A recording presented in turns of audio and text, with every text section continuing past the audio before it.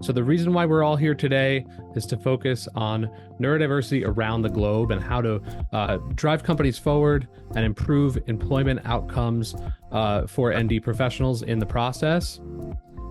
And here is our incredible panel. And I am just going to kick things off to Jeff in just a moment. But before I do, chat is turned off.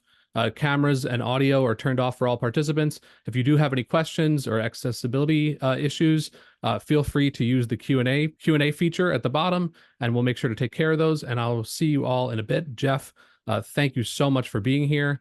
Dave, I already gave you my best stuff in the first 2 minutes. I don't know what I'm going to talk about now. All right. No, I'm Jeff Miller. I'm the CEO and founder of Potentia. Delighted to be here speaking with such a wonderful group. And so in the interest of time, we're just going to jump right to the questions. The first question I have for the group, and this is to all of you, and maybe we could go Davey, Melissa, and Nina in that order, would be please to just introduce yourselves, include where you're from, and what you do to improve the world of work. So thank you, Jeff, and thank you, Dave, for inviting me to this beautiful, wonderful panel. And thank you, everyone, for whoever is here. My name is Devishobha Chandramouli, founder of Kidskintha and the Inclusion Summit in India. The inclusion with the U in between, in the middle of the word. So as to say that you are the most important person in the whole scheme of things.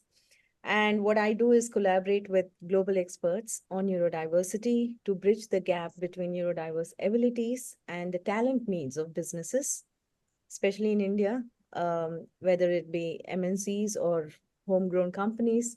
And we do it through tailored inclusive education programs for employment. So I try to bridge the gap between education and employment needs. Wonderful. Yeah. Melissa? Thank you. Hello, everyone. My name is Melissa Salazar. I am the Director of Operations at Potentia. I'm located in Costa Rica. And well, during the last 12 years, I've been leading inclusion and diversity initiatives with different companies. When I joined Potentia 2 years ago, I was able to connect and share insights and knowledge and understand what are the the business needs in order to create and build programs, that are inclusive, that take into consideration all perspectives, and that are towards our ND community. And Nina. Thank you, Jeff. So my name is Nina Leibel from Germany, and I founded NEOSITY, which is a platform that connects neurodivergent talents with welcoming companies, and also with a lot of resources for both of them, like tools, like coaches, consulting companies, mentorship programs, and so on, and striving to be an ecosystem for neurodivergent talents in Europe. Wonderful. Thank you all. As you can tell, we've got a wonderful panel with a wealth of experience, and I really hope that folks take advantage of that. We should have some room for some questions at the end for any of our incredibly talented panelists. The next question I have, and this one is for Nina, then Devi. What are you seeing in your home countries and the others that you serve with regard to attitudes around understanding of neurodiversity? And are you seeing that changing at all? Yeah, Jeff, not much at the moment, let me say. So neurodiversity is a new topic, to be honest, in Germany. Yeah. So 95% of the calls that I'm doing, it's always the question, what is it? Please explain it to me. Yeah. So, but then I need to say there is a very positive and open attitude about it. So the people are really interested, which is great because it's also kind of a white page. Yeah. So, and they see quite fast, okay, oh, a lot of my workforce is affected by this and we need to do something. So at the moment, it's kind of, the movement has started, but it's, yeah, in the beginning. And Nina, do you find that you can tap into other regions that are maybe, to your point, further along and tap into the best practices and let's say what's going on in Australia, or is that relevant to you guys there in Germany? Yes, it is. It is absolutely, especially also in the UK, because it kind of, I will not say gives us a blueprint, yeah, but also we can learn a lot of from them about best practices and what to do and maybe also what not to do. So, Yeah, which great. is quite good. But UK is, I would say, 50 to 20 years ahead to the rest of Europe when it comes to neurodiversity. Debbie, how about you? Yeah, so I would say in India, it is definitely changing. There's a lot of increased understanding about neurodiversity. It's gradually evolving. Though I would say that the term neurodiversity is still a very unfamiliar term. People still ask to explain it, and then we have to, go ahead, go a little deeper and say it is, some conditions like autism, ADHD, and then explain a little bit about that. The term itself is very raw still. There's a lot of advocacy, there's a lot of media coverage that is meant, and it's working to on raising awareness and reducing the stigma around it. Though there's a lot of work yet to be done. There's a lot of inclusive practices that are being advocated, but there's a lot of also, I would say, execution challenges, especially because one of the biggest challenges in India is that it doesn't stem from an education standpoint. It has, because there are special schools for neurodiversity and not like an inclusive environment. So that is one of the challenges. But there is a lot of talk, there is a lot of advocacy, there's a lot of awareness raising programs, which is changing the scene slowly.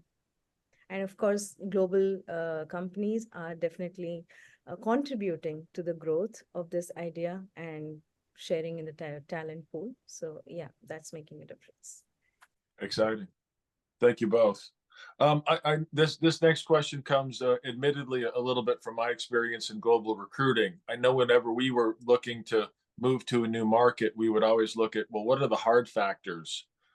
Things like employment law. What's the regulatory environment like as relates to neurodiversity or disability more broadly?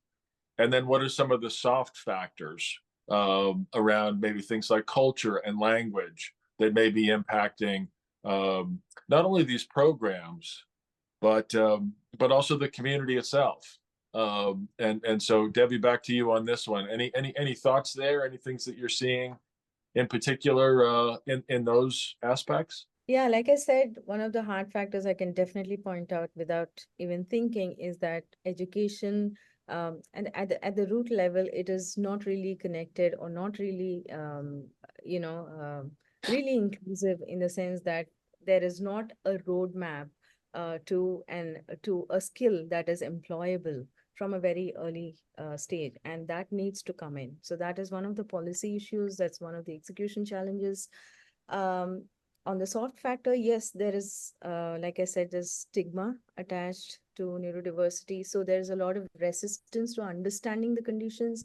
There's a resistance to, understanding not only the conditions, but also understanding the opportunities that lie therein, because you can only open up to opportunities when you understand, yourself completely and what you can and cannot do. And if there is resistance at that level, then obviously you are restricting your own chances. So yeah, that is one of the soft factors, I would say. And that depends largely on the, the parent community, the educator community. And also, I think that if there's a lot of forthcoming from the employer community looking for such talent, then obviously it will impact the mindset of the parents, the teachers, and the entire ecosystem in a way. So that you feel like the demand for this talent will increase as people see that the supply of everyone's employable, right? But people that are employable into different roles, as that increases. Yes, absolutely. But I think the demand will create more supply because it it's like a cycle. So when there is demand, then people prepare themselves. So they see that there are more opportunities, and that is when it opens up. So I think that the first step should be that employers understand the conditions, understand the opportunities with this talent pool, and be very proactive in advertising for very specific skill sets, specific job descriptions, and really be proactive about hiring this from this talent pool. Great, thank you. Melissa, same question. Thank you, Jeff. I think I am in the same page as Debbie. I think there is a lack of knowledge, and when people doesn't know something, they have fear of it. They don't know how to react. Sometimes it's not just the factor that they don't know, it's that since they don't know how to react, they don't know how to execute programs. So I think one of the main reasons that is happening is that since people didn't understand really well what actually means neurodiversity. In some countries that I've been interact with, they don't even know the word. They put this, neurodiversity under the big umbrella of disabilities, but they don't understand really well what it means. And since it's not like any other disability, it's not a disability, it's a condition. So people tend to not to really well how the law is going to work, if there is something that they need to do differently, if the accommodations actually mean something extra, like I don't know, like any other condition. So I think that's going to be one part. Also, I think also it is that the hiring process and onboarding processes are that many companies are very traditional, and that's making a roadblock for people to access to the different processes, even from the day one. I mean, since the day they want to apply, things are not towards to people to person-centered. They are very traditional and focused on just filling out the process. However, on the other side, I see that right now, at least on on the technical side, like data analysis, creative work, and all that areas, there is more opening in order to recognize the value that individuals can bring to the organization. There is still a lot to do for the rest of the areas. Thank you for that. Yeah, no, I know certainly in our travels, we're seeing more companies willing and some very excited to explore these opportunities and to do their part for neurodiversity employment. And similarly, everywhere we go, we see candidates that are really hungry for opportunities, right? And yet we know that this unemployment rate persists, right? It's still quite a challenge. So just following on the previous conversation, to Nina, and then first to David. Are there other factors that we're not talking about? Other factors that we're missing, or you could take it a different direction? What do you see as things we can be doing to help bridge those gaps? I think there is a lot of not understanding and missing, or not knowing that it's even there. Yeah. So, or let me say, and not recognizing the dimensions. When I talked to one of the companies last week with 150 employees, they were like, okay, yeah, we have one guy that has autism.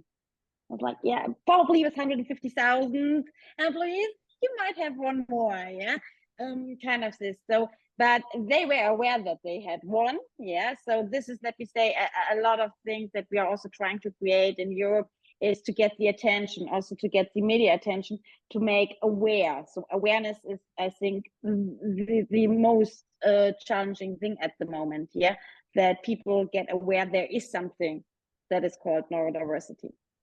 Thank you. Davey, same question to you. I noticed that Dave did mention in his presentation, he mentioned a rigid work environment is one of the challenges, right? And I think one of the simplest things we can do is, at least at the hiring level, if we can make it a point to create job descriptions that cater to specific skills and not a generic,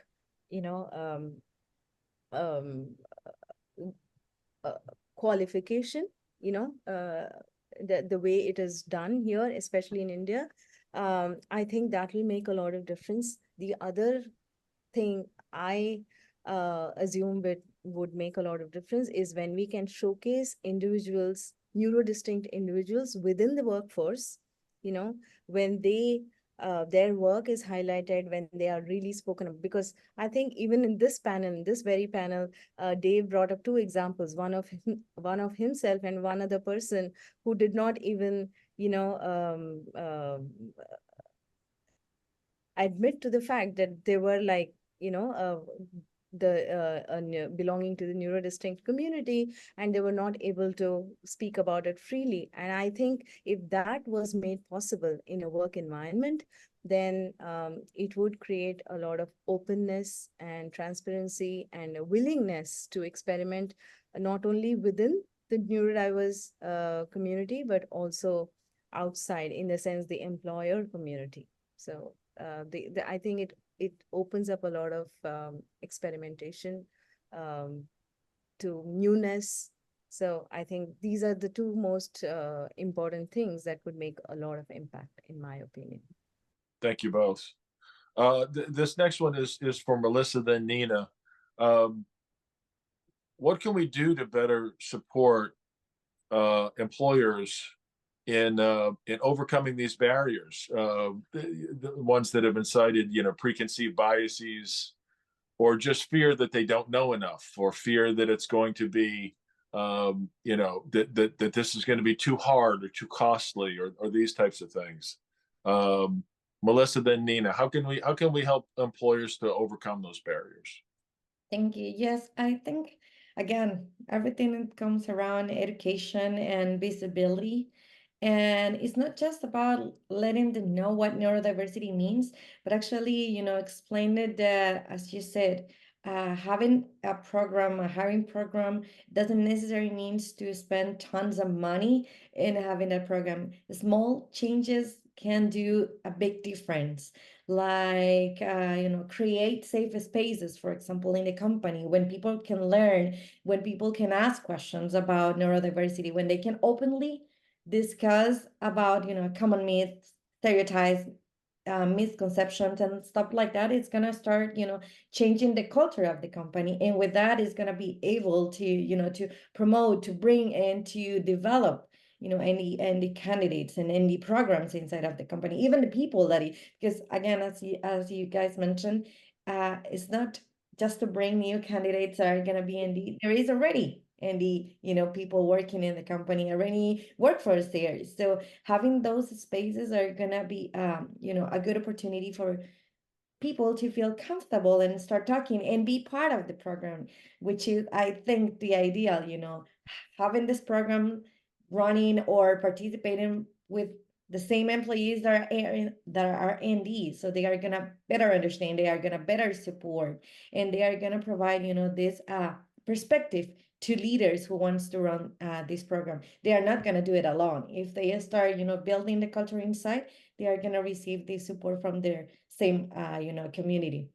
I guess also making sure that people understand that ND, it's something, it's a condition, and it's a different that we should celebrate, and not just stigmatize. It's not just or creating a program and just to fill it out, and like in any other like run deployment of software and just leave it there. It's something that is going to be continuous, and it's a process that is, if they have the right information, the right support, it's going to be very, very smooth to implement. Wonderful. Thank you. Nina, other thoughts? Yeah, so what we are trying to do, because what I'm hearing from the companies, they have a lot of insecurities. So how we are going to do this, and we don't want to do nothing wrong. Yeah. So we have implemented the roundtable, which will start in September, to bring the companies together, to let me say, bring them all together on the same knowledge. That is one thing, but also then work together with them to creating strategies. Yeah.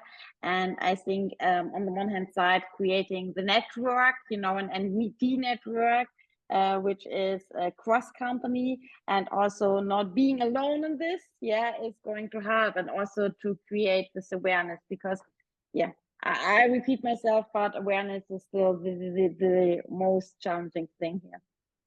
Thank you. And next question I have, these are great, really, really helpful. I hope the audience is learning as much as I am. This question is for Nina, then Melissa.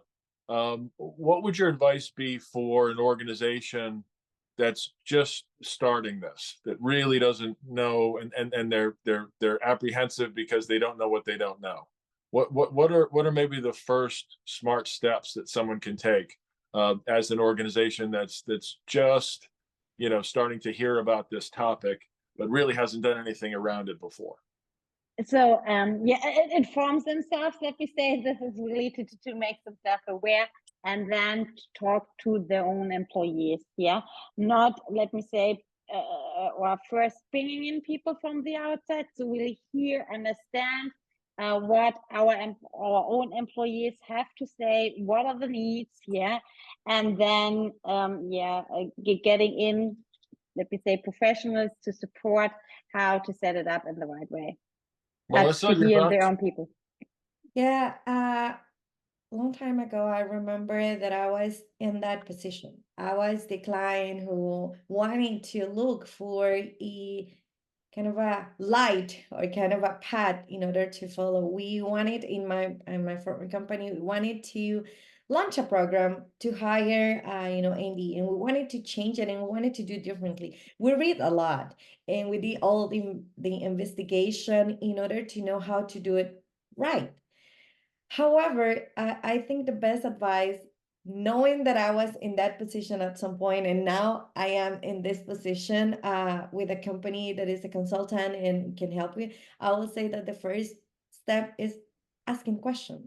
It's like looking for an organization that could guide you on the basics and request for that support, because eventually it's something you can own, you can escalate, and you can continue doing. But if you are new in the industry and you want to do this with the right structure, I will suggest to engage with one of the our companies like Potentia in order to learn how to do it in your area, in order to understand also and assess what are the needs of your company, because sometimes people doesn't understand really well what where they are, right? So I think the first step is understand where your company is, how is the culture of your company, how your company are going to approach this program, and then start building that according to your own and unique needs. And having a company that, or another outside company, a consultant company that can help you to do that, it's going to be a really good game changing. Thank you, Melissa, and thank you for the plug. Appreciate it. This next question is for Debbie. Debbie, so I know we come across organizations that are a little bit further down the line, right? They've done something around the neurodiversity initiative. Unfortunately, we find that a lot of them, when we come across them, they may have had a small initiative somewhere, and then it stalled, and they want to get to the point where they can really scale the opportunity, but they haven't gotten there yet, and they're stuck. So they know a little bit, but they want to propel it forward. What advice would you have for that type of company? Yeah, so one of the things that I would really like to take what Melissa and Nina said, take it forward and say that, really open up and learn, because starting something is one thing, but making it sustainable is another. And there are a lot of companies that are still doing a fabulous job of sustaining it.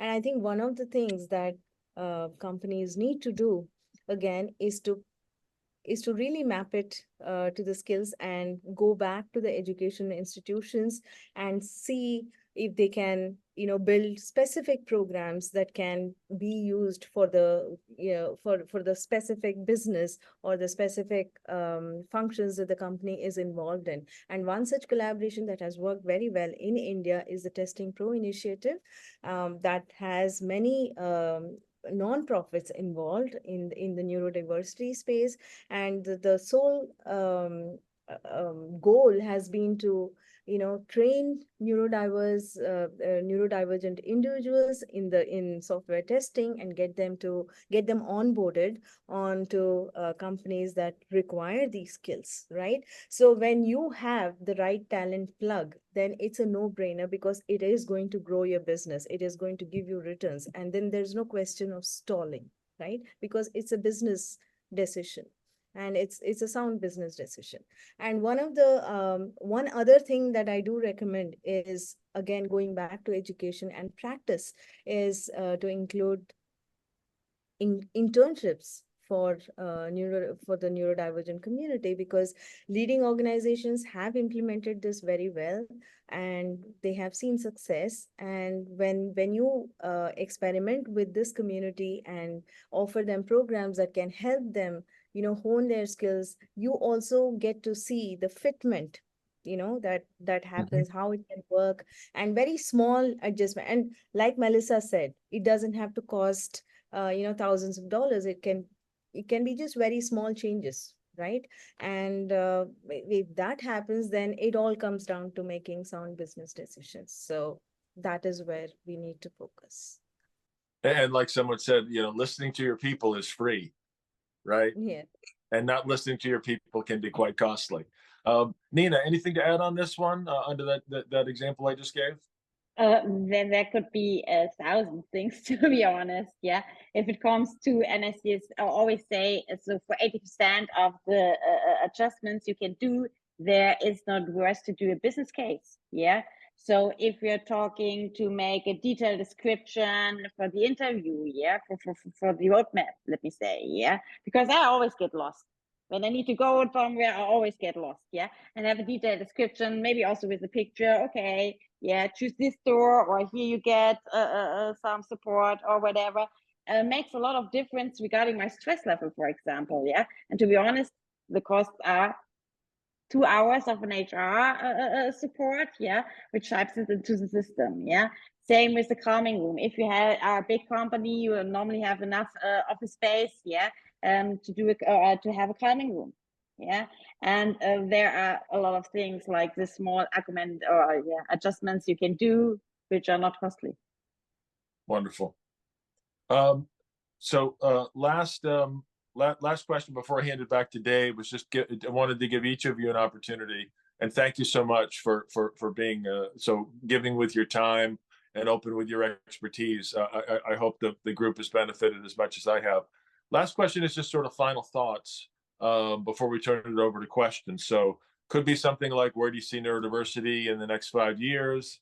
Conversely, you might want to talk more about things you're working on specifically that you're really excited about, and how they might be, how they might impact the community and the world of work. So leave it pretty open to whatever final thoughts you want to share. Devi, you want to start us? Yeah, thanks for this opportunity. But like I've been saying from the beginning, I do think, and I do firmly believe that one of the fundamental ways to solve the neurodiversity talent pool problem is to go back to education. So I'm really working on building tailor-made education programs that can be employable immediately as job skills, which will present companies with, not too much of a difficulty in making decisions in hiring these people, because the only thing that matters is skills. And if you have the fitment, then it's really a no-brainer, right? So that is what I'm working on. I work with educational institutions to create these programs, and I work towards bridging this gap. I work with companies to know their requirements. I work with educational institutions, build programs and see that the fitment is made. Wonderful. Melissa, what would you add for final thoughts? Thank you. Well, echoing what David just said, I think it's everything around education. In my side, it's going to be a little bit more on the companies. And, going back to, I will invite the companies to go and review their current processes. What they have written in paper, not necessarily applied in real life. So I will challenge the companies who better understand what are the people needs, what their team needs, what are those success enablers they can put in place in order to make sure that, every person in the company feels that they are supported, that they belong, and that they are committed with the company. When you feel you belong, you don't want to go anywhere. You want to continue growing in your company, and you want to bring more people. And if you feel you're understand and I mean that you understand what the company wants, what is your paper in the company, what is the impact you have in the company, then you will be able to start creating more things and innovating. And I think this applies for all employees, but especially for ANDs, because they are gonna feel part of something big, and they are gonna being able to, you know, recommend your company and bring more people and trying to get involved into the process. They are gonna feel safe to talk and to express what they think and share their opinions, and that's gonna change, you know, the way that the company is moving. Great. Nina, final thoughts? Yes, so I'm completely, as I said, excited about the roundtable because we get so much positive feedback really from, let me say, the big ticket companies in Europe to join, yeah. Because as I said, what we are saying is a lot of positive curiosity and also willing to do and to change stuff, yeah. And also the insecurity, but this roundtable should really then close the gap, yeah, to support the companies, yeah, to start their journey in the neurodiversity area. Well, I just want to reiterate it. Thank you all again for your insights, for your being so generous with your time on this. I've taken a lot of notes, so I've learned a lot myself, and just want to thank you guys for that. And with that, I'll hand it back to our MC, Dave Thompson. I was taking many notes myself. Incredible conversation. Thank you so much for your perspectives. There is one a comment in the Q&A that I would like to address, and I won't name his name, but it's from a friend, and I don't think he'll mind me saying this friend has had a storied career in media. He's a creative, and he is a 5-time Emmy Award winner. And so I think that sets up this this comment really well, and I would love your input on it.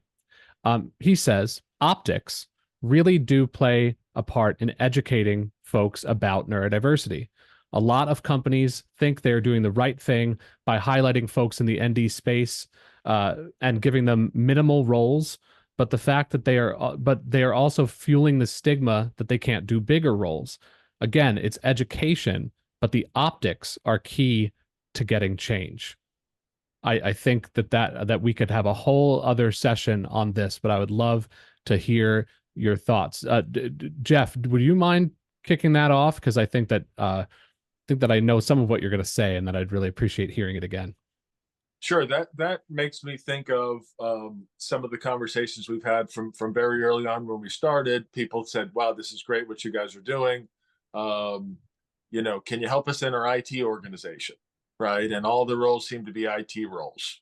Now these are you know fairly high paying roles, but you know, given that we've got a not insignificant amount of unemployment, we've explained that you know, while we have candidates that have got 20 years of experience and are doing phenomenally well, the bell curve is pretty thick in that entry to junior level category with folks that are just having some struggle getting started. And so we do a lot of work there in terms of helping those individuals to find great careers. But the IT thing kept coming up, and we know, you know, in our community we've got lots of people who are not IT candidates, not STEM candidates, right? But I think for us, it's we want to balance the fact that we've got an opportunity to meet a business need. So we'll probe a little bit, and if the customer says, no, we really need this talent. Now, maybe they've seen Big Bang Theory and they think everybody's, you know, who's autistic is a STEM candidate or something. We quickly disavow them of that fact, right? But we say, listen, if you have a need here, and we make sure that the roles have a career path, right? So it's not just you know, a little program over here somewhere that's never going to go anywhere. But that we have a program where people can really move into careers. But as relates to the IT piece, which I think about a little bit in terms of optics and those types of things, we'll say, look, we'll help you here. And we do a little negotiating and say, but let's be intentional about the next program that we do with you being well outside of IT. Let's do it someplace else in the organization. Because as consultants, we need to meet the customer need, if it's a legitimate need first, but then we want to try and pivot from there. So that's how we've tried to do it. I'm sure it's not perfect, but that's because we do have great IT candidates who could fill those roles, and we don't want them to miss out. But similarly, the creatives and the project managers and the marketing folks and the community is so big, right? That we want these companies to maybe start with a pilot, have success with it, but then ultimately broaden it out to all the roles they're looking to fill, so that it just becomes part of their overall human capital strategy. So that's at least the way that we try to get at it. But it's something that we think about all the time.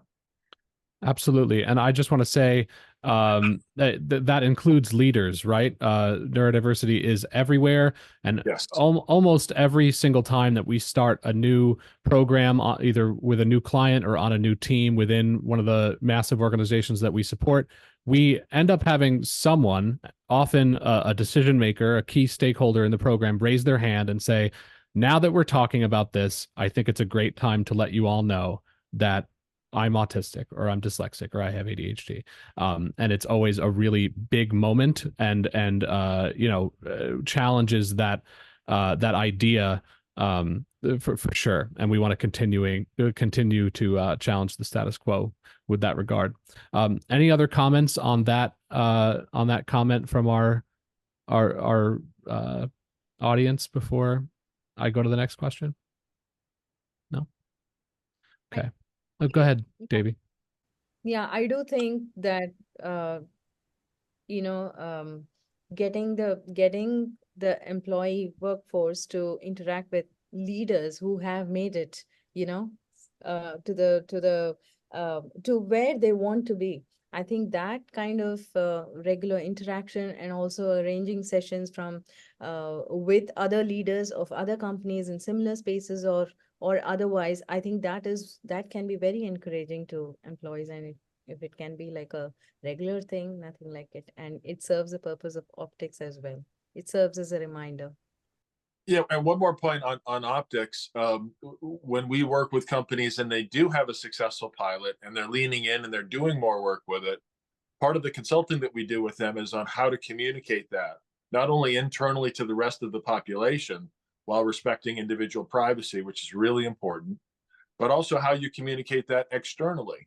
Because in these in this age of division that we're in, these are programs that are pretty much universally welcomed and approved of, right? There's just, these are programs, if you're an employer and you have a program that's successful and you're able to share it with your community, it's going to be really popular with your customers, your partners, right? It's just, and we lean into that. We say, look, if you're doing the work, this is something you should take advantage of.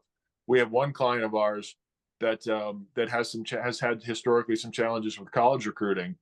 And they talk up our program with them when they're going to university, because it's one of the ways they're able to signal, especially to millennials and Gen Z, that they're a forward-thinking company, right? So this is not only the right thing to do and really good for your business, it can be really good for your employer brand as well. And we see that time and time again. Awesome. Okay, I'm going to move on to another great question, just to provide a little bit of my own context before I dig into it. I've recently attended the Neurodiversity at Work Research Conference in Washington, D.C., where we had a lot of conversation about how often practice is ahead of research rather than research being ahead of practice. So admittedly, getting good data around this stuff can be really complicated for many reasons. Because the definition of neurodiversity or neurodivergence is collectively defined and constantly evolving. There is so much movement in late identification of adults, especially folks from historically marginalized groups around the world, right?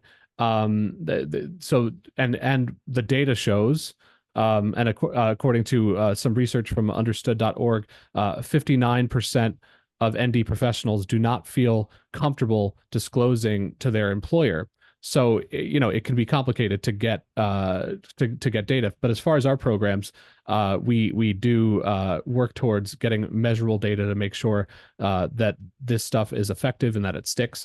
So the question from our audience is, how do you measure success? The entire subject program's intent seems noble but subjective. How do you accumulate objective data to reassure companies and potential clients that this effort will be worthwhile? Does anyone have any comments around that? Yes, I can jump into that, because that's one of the most common questions I always receive when we wanted to launch a program. Everyone in the company feels a little bit hesitant on this, and they don't know how to measure, especially because this is towards people. And when you don't have, like a software specifically, or a program with money involved, people really don't know how to measure. So I will say it, and what we always said is, like, there is a couple of metrics that can be measured, and if we go and double click those metrics, we're going to have more data. But I will say that ideally and initially, what's going to be around, performance and productivity. For example, we can assess job performance, productivity, and promotion rates for neurodivergent employees that we have in the program, and we can demonstrate that. We can also track any direct costs, like, savings or productivity gains achieved through the program, such as reduce turnover, improve retention. Those are metrics that always, every recruiter team is working with. It's like turnover, improve retention, and even increase productivity or efficiency. It's going to be key.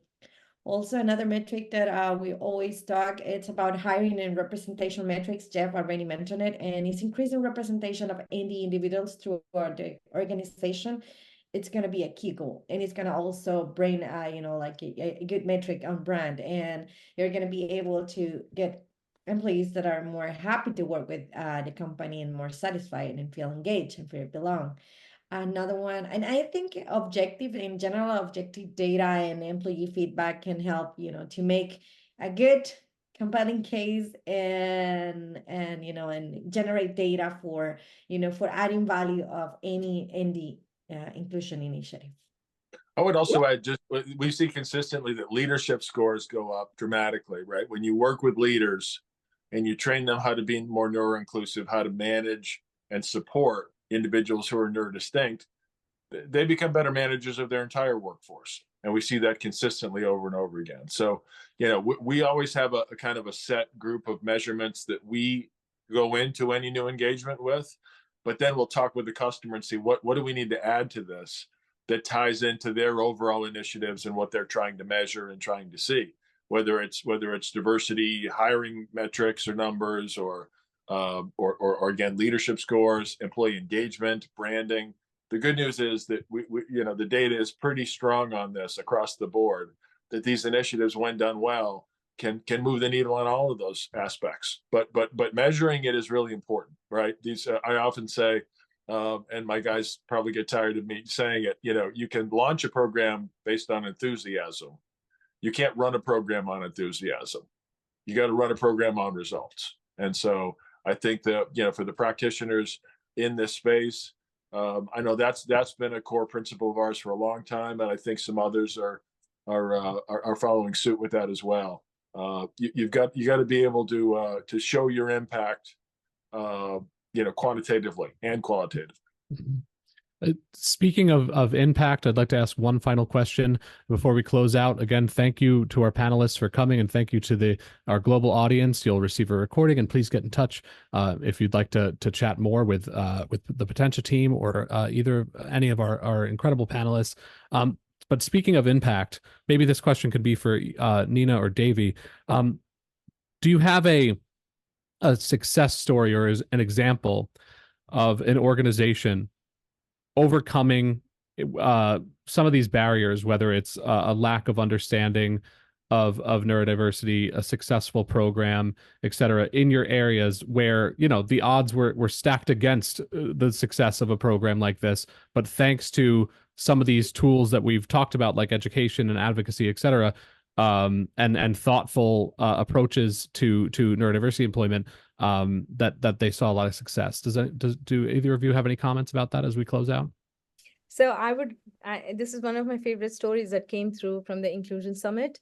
LinkedIn is a great example, and one of the case studies that came across was that they used the neurodiversity talent pool in a department, in a function that is usually not associated with this community, which is marketing and sales, right? And especially sales. So this entire program was started, and people were trained in the sales program, and the numbers went through the roof with this small community. And this is like, and then they actually went back to this department and tried to bring this program to the rest of the company as well, at least in Hong Kong, as I can as I heard it. So I think like we have all said before, I think numbers, the success stories are the proof, and we need to communicate more in a positive light that this is possible. I mean, the functions, we don't really need to restrict it to certain functions, like behind a computer screen. They can do a lot more. Like, I know Ernst & Young is really trying to get them onto the finance function, and all it needs is a little focused training, right? And like Melissa said, the metrics, the business numbers will speak for themselves, and that is what will be the positive feedback that will keep it going. Great. Okay, well, thank you all so much for attending Neurodiversity Around the Globe. And again, stay in touch, and we'll see you next time on our next virtual live event. Thank you to our panelists and to Jeff for hosting, and we'll see you soon. Thanks so much.